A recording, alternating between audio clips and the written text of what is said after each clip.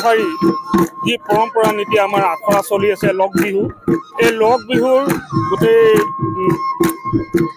গাঁওখনৰ এই প্ৰথম বছৰ আমি শিকোৱা হৈছে যে এই গাঁওখনৰ আমাৰ সোণোৱালৰ মান মৰ্যাদা যিখিনি কৃষ্টি আছে, সেই কৃষ্টি আমাৰ জীয়াই ৰাখিবৰ কাৰণে অনাগত দিনবিলাকত সুদূৰ ভৱিষ্যত আহি থকা নতুন প্ৰজন্মই এই বিহু আঁকোৱালি লৈ যেন এই মানে আমাৰ ভগৱানৰ ওচৰত প্ৰাৰ্থনা। আৰু এইদৰে আমি আখৰা দেখিছে আপোনালোকে, এই ৰাইজসকল আহিছে এই গাঁৱৰ ফিল্ডত।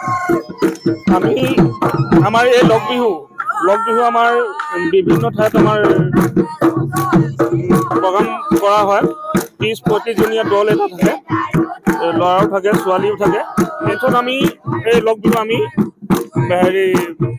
মঞ্চত আমি কৰোঁ, চোতালত আমি বিশেষকৈ হাইদাং হুঁচৰি কৰোঁ। আমি বিভিন্ন অনুষ্ঠানত আমি এই লগ বিহু আমাৰ নিমন্ত্ৰণ হয়, সেই নিমন্ত্ৰণৰ ৰক্ষাৰ কাৰণে আমি এই লগ বিহু দলটিক আমাৰ নিমন্ত্ৰণ দিয়া হয়। পৰম্পৰা কৃষ্টি আমাৰ সোণোৱালৰ হাইদাঙৰ লগতে লগ বিহু, সগুৰা নৃত্য আৰু বুঢ়া-বুঢ়ী এইবিলাক আমাৰ মানে কৃষ্টি আৰু জাতীয় কৃষ্টি আমি নতুন প্ৰজন্মক আমি দেখুৱাই দিব লাগিব। আমাৰ যিটো পৰম্পৰা নীতি নিয়ম, সেই নীতি নিয়মখিনি আমি আহি থকা অনাগত দিনবিলাকত প্ৰত্যেকেই শিকি যাওক, এই তাৰে কামনা কৰিলোঁ।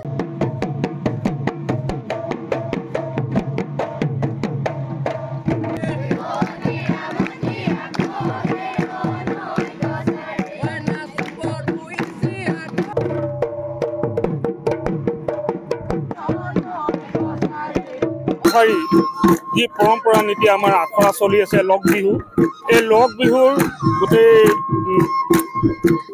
গাঁওখনৰ এই প্ৰথম বছৰ আমি শিকোৱা হৈছে যে এই গাঁওখনৰ আমাৰ সোণোৱালৰ মান মৰ্যাদা যিখিনি কৃষ্টি আছে, সেই কৃষ্টি আমাৰ জীয়াই ৰাখিবৰ কাৰণে অনাগত দিনবিলাকত সুদূৰ ভৱিষ্যত আহি থকা নতুন প্ৰজন্মই এই বিহু আঁকোৱালি লৈ যেন এই মানে আমাৰ ভগৱানৰ ওচৰত প্ৰাৰ্থনা। আৰু এইদৰে আমি আখৰা দেখিছে আপোনালোকে, এই ৰাইজসকল আহিছে এই গাঁৱৰ ফিল্ডত।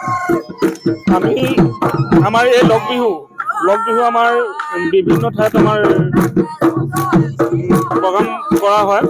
30-35জনীয়া দল এটা থাকে, ল'ৰাও থাকে ছোৱালীও থাকে। তাৰপিছত আমি এই লগ বিহু আমি মঞ্চত আমি কৰোঁ, চোতালত আমি বিশেষকৈ হাইদাং হুঁচৰি কৰোঁ। আমি বিভিন্ন অনুষ্ঠানত আমি এই লগ বিহু আমাৰ নিমন্ত্ৰণ হয়, সেই নিমন্ত্ৰণৰ ৰক্ষাৰ কাৰণে আমি এই লগ বিহু দলটিক আমাৰ নিমন্ত্ৰণ দিয়া হয়। পৰম্পৰা কৃষ্টি আমাৰ সোণোৱালৰ